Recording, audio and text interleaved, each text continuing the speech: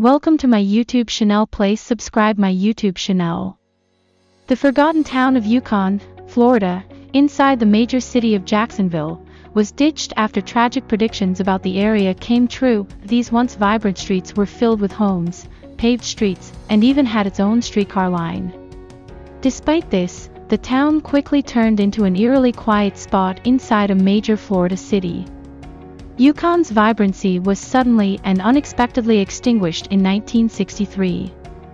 The area's fate changed after 1939 when the government started to build the huge Jacksonville Naval Air Station right next door. This once thriving community was met with the shock news in 1963 that changed the history of the community forever.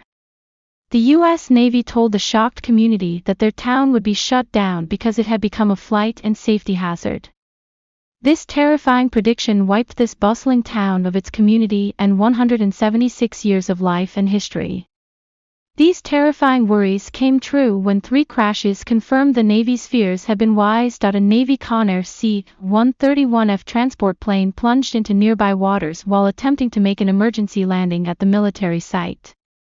After this, a Navy jet crashed near the former town during a rainstorm. Despite these terrifying accidents and its eerie past, the deserted area has transformed into a visitor spot. Most buildings were demolished after residents fled, but some history junkies are still able to see spooky remnants of the old town around.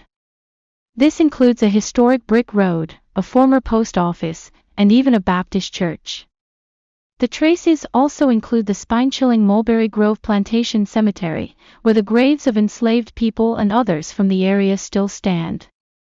Yukon is now also a popular spot with hikers as the Navy handed the land to the local council in 1989 and it became Tilly K. Fowler Regional Park. Yukon started as the Mulberry Grove Plantation in 1787, after the land was granted to Englishman Timothy Hollingsworth by the Spanish. The town's second phase of life came after the U.S. Civil War. Arthur M. Reed, the plantation's final owner, sold part of this land to the enslaved people who stayed there.